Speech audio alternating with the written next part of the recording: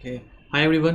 तो आज से हम लोग स्टार्ट करने वाले हैं सारे चैप्टर्स का एक छोटा छोटा रिवीजन। ठीक है, सारे चैप्टर्स को हम लोग रिवाइज करेंगे कम से कम टाइम में, और जितने मोस्ट इंपॉर्टेंट पॉइंट्स होंगे जो एग्जाम से रिलेटेड होंगे उन सभी को एक एक करके देखेंगे। तो ठीक है, चलो स्टार्ट करते हैं।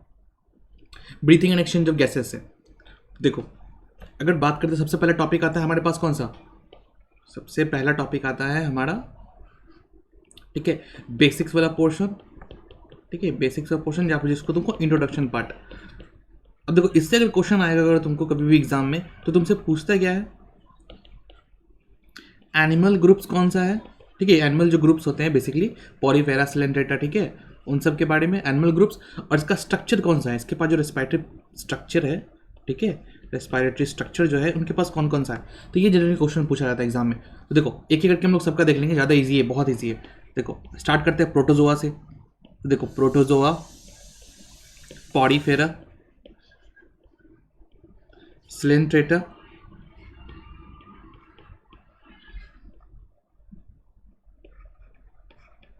And Ctenophora.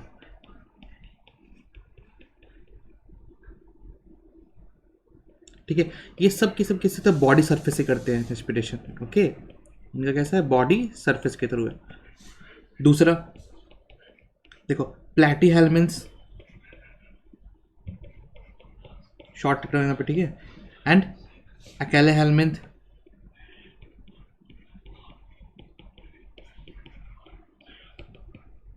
ये भी करते हैं बॉडी सरफेस के थ्रू, बॉडी सरफेस के थ्रू। ठीक है, बट मोस्टली क्या होता है, ये एनारोबिक होता है इनका। मोस्टली कैसा होता है इनका, एनारोबिक होता है। उसके बाद आते हैं एनालिडा में।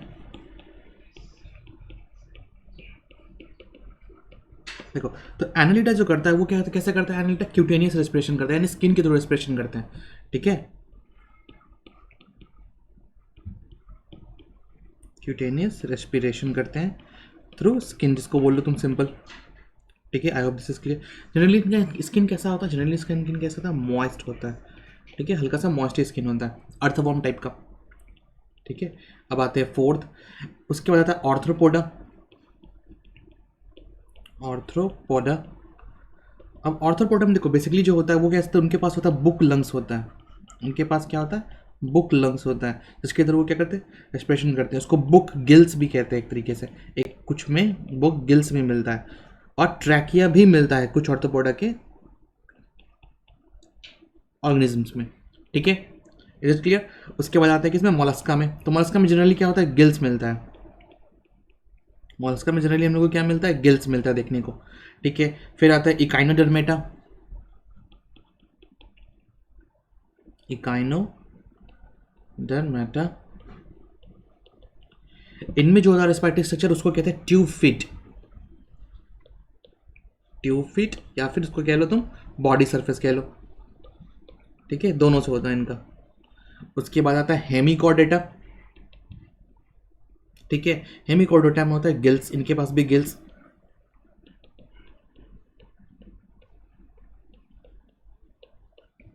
ये कैसे करते हैं, ये भी गिल्स के थ्रू करते हैं। ठीक है, I hope this is clear. चलो अब एक और देख लेते हैं। हेमिकॉर्डेटा के बाद आ गया कॉर्डेटा।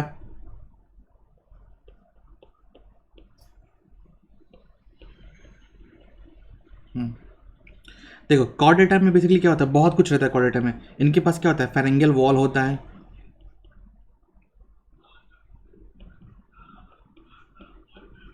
फेरेंगियल वॉल कह लो। ठीक है, फेरेंगियल वॉल, हाँ फेरेंगियल वॉल्स होता है। इनके पास गिल्स भी प्रेजेंट रहता है कुछ में, साइक्लोस्टोमा टाइप फिशेज में। ठीक है, गिल्स भी होता है। और मोस्ट एडवांस हो गया तुम्हारा क्या, लंग्स।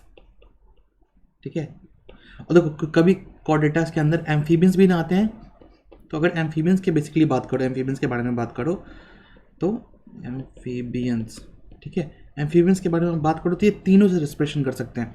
जैसे कि स्किन से भी कर सकते हैं, इनके पास स्किन से भी रेस्पिरेशन करने की पावर होती है। उसके बाद ये बक्को फेरेंगल कैविटी यानी माउथ से भी कर सकते हैं, बक्को फेरेंगियल कैविटी बोल लो। ठीक है, तीसरा हो गया ये लंग से भी रेस्पिरेशन कर सकते हैं। ठीक है, तो I hope this is clear.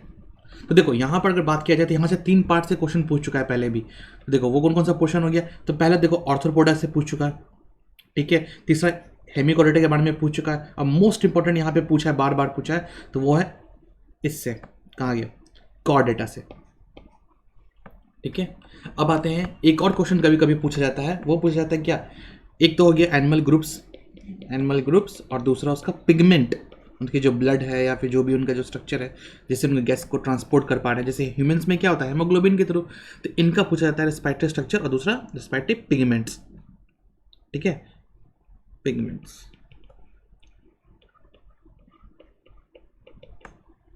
ठीक है, और पिगमेंट में भी देखो कौन सा कलर का होता है जनरली, ये सब क्वेश्चन काफ़ी अच्छा आते हैं, कलर कौन सा होता है, कौन सा इसमें मेटल प्रेजेंट है। ठीक है, इस तरह के क्वेश्चंस काफ़ी पूछ जाते हैं यहाँ पे। तो देखो चलो एक बार अलग से एक बार देख लेते हैं। ठीक है, तो यहाँ पे चार्ट बना देता हूँ, ज़्यादा इजी होगा। नेम ऑफ पिगमेंट, ठीक है, दूसरा हो गया कलर, तीसरा हो गया इसमें कौन सा मेटल प्रेजेंट है, और चौथा हो गया कौन कौन से इसका एग्जाम्पल्स है। क्योंकि क्वेश्चंस पूछेगा तो तुमको एग्जाम्पल से ही पूछा जनरली। ठीक है, तो चलो स्टार्ट करते हैं। तो पहले देखते हैं हेमोग्लोबिन किस में रहता है, एचबी जिसको शॉर्ट में लिखते हैं हेमोग्लोबिन। Is it clear? देखो हेमोग्लोबिन का कलर कैसा होता है, रेड कलर का होता है ना, और इसमें कौन सा मेटल मिलता है, आयरन, सिंपल है। और ये कहाँ मिलता है, कॉर्डेटा में, कॉर्डेटा में, बेसिकली वर्टिब्रेट ना, शॉर्ट में लिख रहा हूँ यहाँ पे। ठीक है, अर्थवॉर्म में भी प्रेजेंट रहता है, याद रखना, बहुत बार क्वेश्चन पूछेगा अर्थवॉर्म के बारे में। ठीक है, अर्थवॉर्म हो गया, उसके बाद हो गया क्या, नेरेसिस भी बोलते हैं इसको, अर्थवॉर्म, नेरेसिस, ये भी एग्जांपल्स है। ठीक है, उसके अलावा बहुत सारा। अब आते हैं हेमोग्लोबिन के बाद हेमोसाइनिन, हेमोसाइनिन। ठीक है, हेमोसाइनिन में कलर कैसा होता है, ब्लू कलर का मिलता है इसमें पिगमेंट। ठीक है, और इसमें क्या होता है, कॉपर होता है, याद रखना, Cu। और ये बेसिकली कहाँ मिलेगा तुमको बताओ, मोलस्का एंड आर्थ्रोपोडा, बहुत कॉमन क्वेश्चन है, बहुत कॉमन क्वेश्चन। ठीक है, मोलस्का एंड आर्थ्रोपोडा। ठीक है, तीसरा आता है इराइथ्रोक्यूनिन। ठीक है, तीसरा आता है जो मोस्ट कॉमन है, तो इराइथ्रोप्रियोनिन,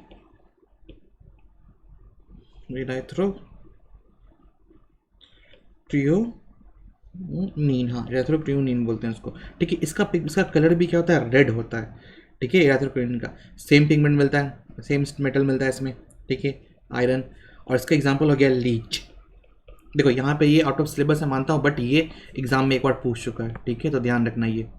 ठीक है, चलो आई थिंक इससे ज़्यादा कभी नहीं पूछा है, इससे ज़्यादा रेस्पिरेटरी पिगमेंट से कभी तुमको क्वेश्चंस नहीं आया। ठीक, चलो ये तो पार्ट खत्म हो गया। अब आते हैं नॉर्मल पार्ट्स के ऊपर। ठीक है, अब आते हैं इसके बेसिक्स पे। तो देखो अगर इंट्रोडक्शन के बाद स्टार्ट करें तो बेसिक्स में तुमसे एक ही चीज़ पूछा है। ठीक है, एनसीईआरटी में दो ही टर्म्स के बारे में बताया है कि ब्रीथिंग और कौन सा टर्म है, सेलुलर रेस्पिरेशन के बीच में क्या बेसिक डिफरेंसेस है। तो देखो ब्रीथिंग क्या होता है, एक्सचेंज ऑफ गैस बिटवीन कहाँ से कहाँ, exchange of gases between atmosphere and lungs. ठीक है, ओके।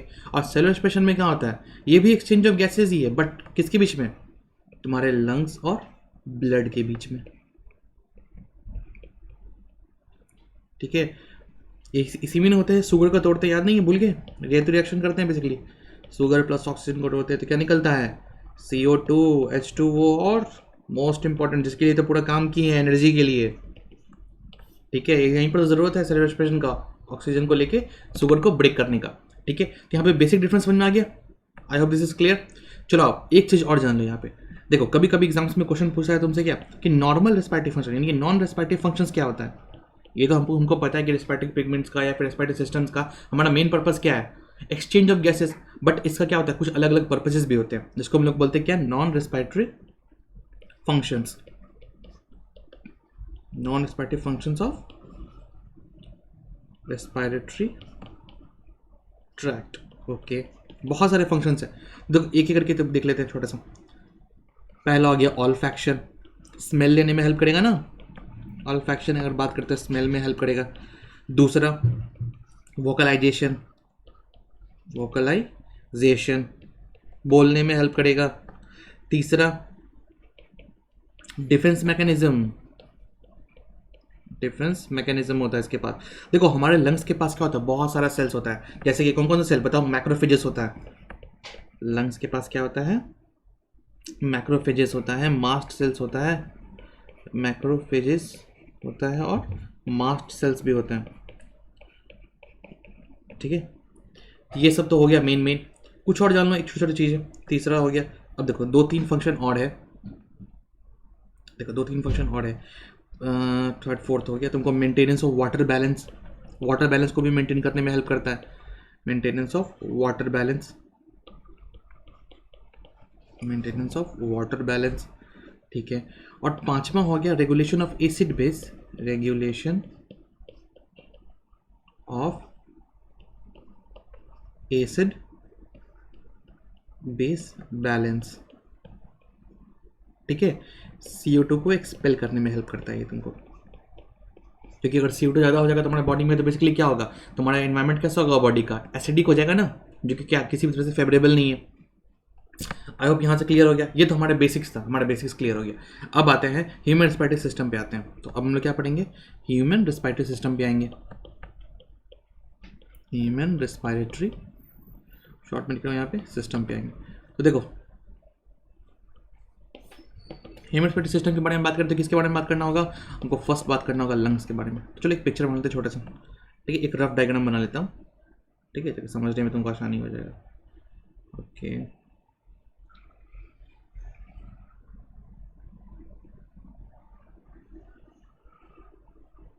ठीक है, देखो एक रफ डायग्राम है, उतना अच्छा तो नहीं बना पाया, ठीक है। तो ये हो गया रफ डायग्राम हमारा। चलो तो अब देखो लंग्स के बारे में बात करेंगे तो क्या होता है, राइट लोब, अगर मान लो इसको हम राइट लोब बोल दें, ये कैसा है, राइट लोब का है, ठीक है, राइट लोब है, और ये लेफ्ट लोब है, ठीक है। अगर इसको हम राइट लोब और लेफ्ट लोब में बांट दें, देखो राइट लोब जो होता है बेसिकली, राइट लोब हो गया और ये लेफ्ट लोब में हो गया। ओके वेट अ मिनट, क्या हो रहा है, पिक्चर को शॉर्ट करनी हो रहा है, ठीक है हाँ। तो देखो पहले तो क्या चलेगा, लंग्स कैसा हो गया, पेयर्ड है, एक चीज़ तो दिख रही है पेयर्ड है तुमको, ठीक है। राइट में देखो कितना हो गया, 3 लोब्स, ठीक है। राइट में कितना लोब होता है, इस तरह से बना होता है, ये कैसे इस तरीके से 3 लोब होता है। राइट में कितने लोब्स हो गए, 3 लोब्स हो गए, ठीक है। और लेफ्ट में 2 ही होता है, 2 लोब्स, ठीक है। यानी राइट में कितने लोब्स का हो गए, 3 लोब्स एंड लेफ्ट में 2 लोब्स, ठीक है। उसके बाद देखो इसके ऊपर क्या होता है, प्लूरल मेम्ब्रेन लगा होता है, इसके ऊपर क्या होता है, प्लूरल मेम्ब्रेन लगा होता है, यहाँ पे लिख सकते हैं प्लूरल मेम्ब्रेन, प्लूरल मेम्ब्रेन लगा होता है, डबल लेयर्ड स्ट्रक्चर होता है, नहीं विजुअल या फिर जर्नल बोल दो, बट एनसीईआरटी में नहीं दिया तो मैं यहाँ पे मेंशन नहीं करूँगा, ठीक है। यहाँ पे सीधे ऐसे आगे बढ़ेंगे। चलो उसके बाद क्या होता है, इसके बीच में देखो यहाँ पर क्या होता है, हार्ट रहता है, को मैं हार्ट बनाने की कोशिश करता हूँ। चलो यहाँ पे क्या होता है, हार्ट होता है, ठीक है। यहाँ पर क्या होता है, ये हार्ट होता है, ये ठीक है। और जिस स्पेस में, ये जो स्पेस हो गया ना, ये वाला जो स्पेस हो गया, इस स्पेस को हम लोग बोलते हैं मेडिस्टर्नम स्पेस,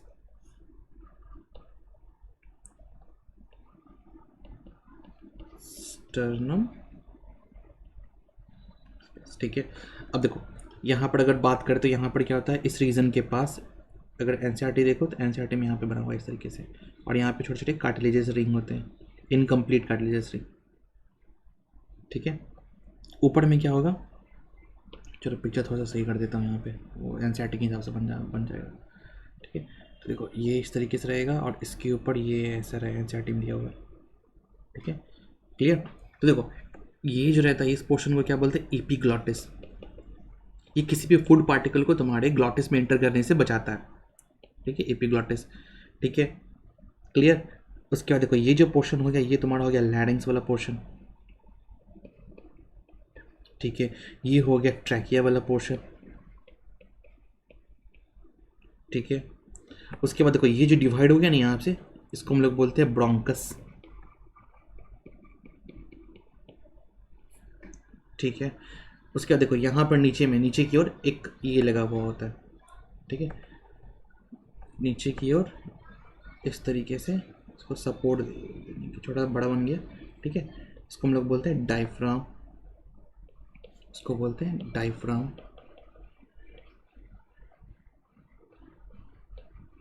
ठीक है, ये तुमको इंस्पिरेशन एक्सप्रेशन में हेल्प करता है, मैकेनिज्म ऑफ ब्रीथिंग में हेल्प करता है। ठीक है, नीचे में। चलो उसके देखो, इसके अंदर में अब इंटरनल बार में देखेंगे। इतना क्लियर हो गया? ठीक है, अपर जो पोर्शन है वो एपिग्लॉटिस है, उसके नीचे में लारिंक्स है, फिर ट्रैकिया है और फिर ब्रोंकस में डिवाइड हुआ। तो एक बार हम लोग फ्लो ऑफ एयर देख लेते हैं, अगर माउथ से अगर एयर एंटर करेगा तो कैसे एंटर करेगा, एक बार वो देख लेते हैं हम लोग। ठीक है, तो देखो अगर फ्लो ऑफ एयर अगर बात करें, फ्लो ऑफ अगर एयर देखें स्टार्टिंग से एंट्री तक, देखो दो टर्म पढ़ते हैं हम लोग। ठीक है, एक पढ़ता होता है कंडक्टिंग जोन और एक होता है रेस्पिरेटरी जोन। ठीक है, पहला कौन सा? कंडक्टिंग जोन, जो एयर को लेकर आता है कहाँ तक? लंग्स तक। और दूसरा होता है रेस्पिरेटरी जोन, जहाँ पर क्या होता है? एयर यूटिलाइज होता है, ऑक्सीजन को कहाँ किया? वहाँ पे यूटिलाइज किया, फिर एक्सचेंज किए। तो ठीक है, स्टार्टिंग से हम लोग देखते हैं। देखो एक्सटर्नल नॉस्ट्रल से एंटर करता है एयर, एक्सटर्नल नॉस्ट्रल से एंटर करेगा एयर, एक्सटर्नल नॉस्ट्रल से एंटर करेगा, फिर आएगा वेस्टिबुले में। वेस्टिबुले का मतलब होता है एक स्पेस। ठीक है, एक तरह का स्पेस होता है, सिंपल वेस्टिबुले। फिर आता है नसल चैम्बर्स, नसल चैम्बर्स, चैम्बर्स। फिर आता है internal nares, internal nares, internal nose जिसको बोलते हैं। ठीक है, फिर आते हैं हम लोग नेजोफेरेंक्स वाले रीजन में, नेजोफेरेंक्स वाले रीजन में, फेरेंक्स वाले रीजन में। फिर आते हैं फेरेंक्स वाले रीजन में। ठीक है, फेरेंक्स के बाद हम लोग क्या करते हैं? इंटर करते हैं किस में? ग्लॉटिस में। फेरेंक्स क्या है? कॉमन पैसेज है ना फूड और एयर के लिए, उसके इंटर किस में करेंगे? ग्लॉटिस में। याद रखना, यहाँ पे कंफ्यूज मत होना, गलेट और ग्लॉटिस अलग चीज है। ठीक है, उसके बाद किसमें इंटर करते हैं? लैरिंग्स में। ठीक है, उसके बाद हम लोग इंटर कर जाते हैं ट्रैकिया में। ठीक है, यहां तक तो क्लियर होगा। ठीक है, अब देखो, अब ट्रैकिया से क्या होता है? डिवीजन हो जाता है ना, ये इस तरीके से। ठीक है, इस तरीके से ट्रैकिया में क्या होता है? यहाँ पे डिवीजन हो जाता है। अब देखो ट्रैकिया के बाद क्या हो गया? Primary bronchi. मैं यहाँ पे प्राइमरी ब्रोंकी कैसे लिख रहा हूँ? ठीक है, प्राइमरी ब्रोंकी। ठीक है, उसके तुम सेकेंडरी बोल लो, फिर टर्शरी बोल लो। ठीक है, फिर एक और बोलते हैं हम लोग क्या, लास्ट में बहुत सारे बुक्स में क्या देगा तुमको? टर्मिनल ब्रोंकियल भी लिखा हुआ मिलेगा। ठीक है, टर्मिनल पोर्शन बोल लो, टर्मिनल ब्रोंकी बोल दो। ठीक है, क्लियर? ठीक है, टर्मिनल ब्रोंकियल के बाद यहाँ से फिर एक ये इंटर कर जाता है किस पे? रेस्पिरेटरी ब्रोंकियल पे। और जैसे ही रेस्पिरेटरी ब्रोंकियल पे इंटर किया, ठीक है, जैसे ही ये रेस्पिरेटरी ब्रोंकियल में इंटर किया, रेस्पिरेटरी ब्रोंकियल में, ठीक है, ब्रोंकियल में, ठीक है, रेस्पिरेटरी ब्रोंकियल में इंटर करते ही इसका क्या हो गया ये? ठीक है, ये अब इसका जोन बदल गया। तो देखो एक्सटर्नल नॉस्ट्रिल से टर्मिनल तक अगर हम बात करते हैं, ठीक है, एक्सटर्नल नॉस्ट्रिल से यानी इस पोर्शन से लेकर इस पोर्शन तक, यहाँ तक, ठीक है, इस पोर्शन से यहाँ तक बोलेंगे, इसको क्या बोलते हैं हम लोग? कंडक्टिंग जोन बोलेंगे। क्या बोलेंगे हम लोग? कंडक्टिंग जोन, कंडक्टिंग जोन बोलेंगे। ठीक है, ये तो गया कंडक्टिंग जोन। अब आते हैं रेस्पिरेटरी ब्रोंकियल्स में। देखो रेस्पिरेटरी ब्रोंकियल्स के बाद ये कहाँ गया? ये गया एल्वियोलर डक्ट में। ठीक है, एल्वियोलर डक्ट में। फिर आता है एट्रिया में, फिर आता है एल्वियोलर सैक में। ठीक है, और फिर ये आता है एल्वियोली में। ठीक है, अब देखो यहां से जो यहां तक गया, ये जो जोन था, ये जोन को, ठीक है, यहां से लेकर इस जोन से इस जोन तक, इसको हम लोग बोलते हैं क्या? रेस्पिरेटरी जोन या फिर एक्सचेंज जोन। ठीक है, तो I hope this is clear. ठीक है, यानी देखो एक्सटर्नल नॉस्ट्रल से लेकर कहाँ तक? टर्मिनल ब्रोंक्यूल्स का तो रीजन हो गया, उसको हम लोग क्या बोलते हैं? Conducting zone. और रेस्पिरेटरी ब्रोंक्यूल के बाद से लेकर एल्वियोली तक जितना गया, उसको हम लोग क्या बोलेंगे? Exchange zone. ठीक है, ये flow of air I think common होगा, क्लियर होगा यहाँ पे हम लोग को। ठीक है, चलो